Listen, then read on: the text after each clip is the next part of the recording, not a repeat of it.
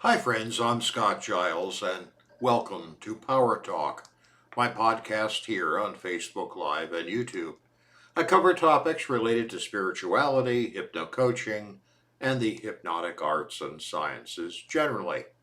If you'd like to know more about my professional work or sign up for my free e-newsletter, Power Lines, check out my website, which I'll tag at the end of this video. Today, I want to emphasize something that I think is really important, and that's to craft an intentional mission statement for whatever chapter of your life you are in right now. Now, a mission statement is a brief statement, typically one or a very few sentences, that states the purposes and values that you have for yourself. But despite the fact that a mission statement is brief, they take some time to craft well and take reflection. One source I consulted said that the average mission statement is 29 words long and never more than 100 words, and I think that's a good rule of thumb. Now, why is it helpful to have a mission statement? Well, one major advantage is that they improve your productivity and help you deal with hassles. A good mission statement not only tells you what you think is important right now, it also tells you what you think is of lesser importance. For example, there was a time when I was a parish minister when my personal mission statement for that chapter of my work was to really hone my skills as a public speaker.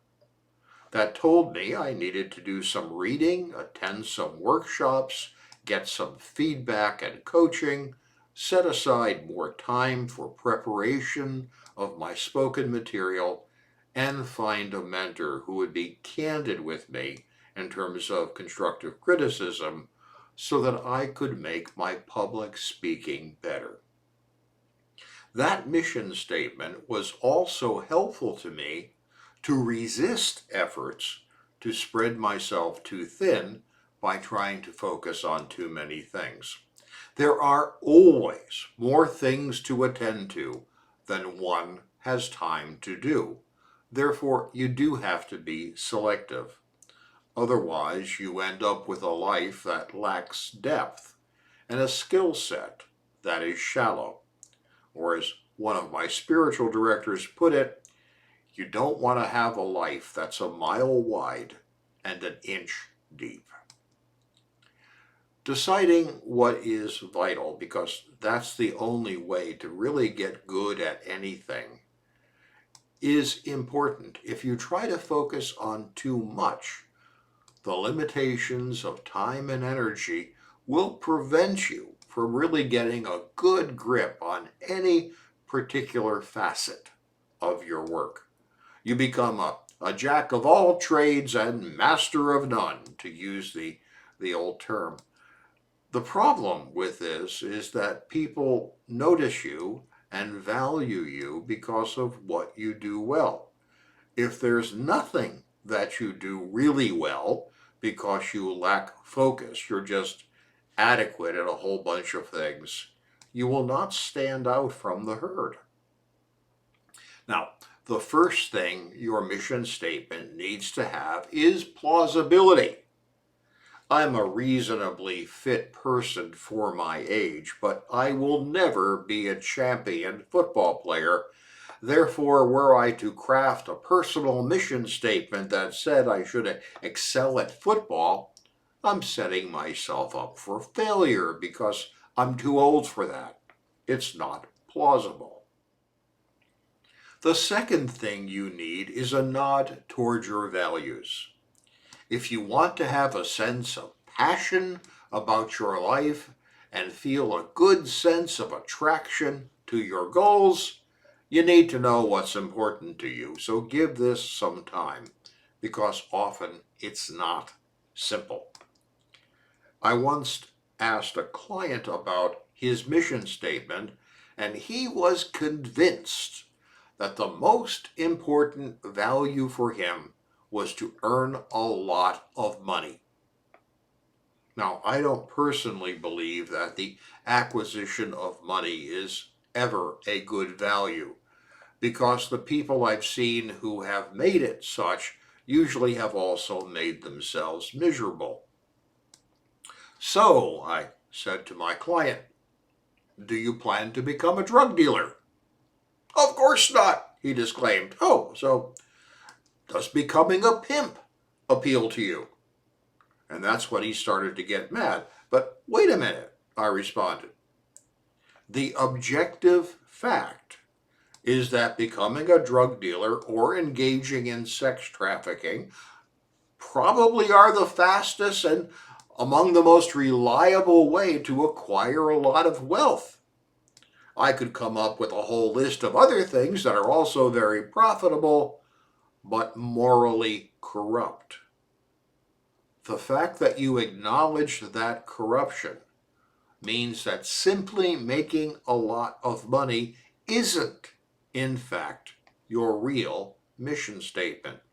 You care how you make that money, and that points to what your values actually are.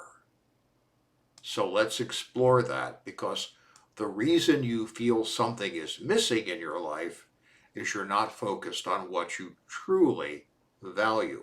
Money isn't it, or you'd become a drug dealer or a sex trafficker because you'd make a lot of money fast. Well, he did the work, and he discovered that he wanted to achieve excellence as a corporate manager and to be recognized for that. The money was a side benefit, so he went on to corporate boards, charitable boards first, because that's easier and how you become known. But that social wellness work got him noticed. Promotions came. He started to speak at university level business schools. He was on mission and on his way, and his mood improved dramatically. So your personal mission statement needs to be plausible, and it needs to say what you think is really important. For me, there was a time when becoming one of the best known hypnotists in the world was my mission statement.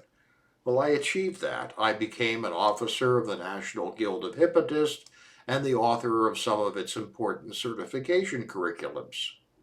There was a time when being an outstanding community minister was my mission, which, when I was elected president of the Society for Community Ministries of my denomination, marked my achieving that goal. My mission statement these days is to be a resource for younger practitioners and passing on what I know so they can build on it and surpass what I have achieved. So it's being a resource to help others be better than I was. And that's going well. I've got colleagues I'm working with or with whom I have worked who have become very successful, and I am enormously proud of every one of them. My current mission statement tells me I need to write, publish, create video material, teach classes, and so on, and that's where my time needs to go in order to stay on mission. That also tells me what not to do. I'm not attending conferences on the latest marketing strategies. I'm not teaching beginners, only those who have already won their spurs and want to take it to the next level. So what is your personal mission statement? Remember, it has to be plausible and rooted in your core values. It can and should change over the arc of your life, but if you want to end up with a sense of mastery, you need one, a mission statement, so your energy does not become diluted. Hey, thank you for your time and attention today. I'll be back next week with another talk on a different subject, and I'd like to invite you to join me. It does help if you let others know about my work, so please like, share, and subscribe to my videos. And if I can be of help, don't hesitate to reach out. Stay well and stay safe.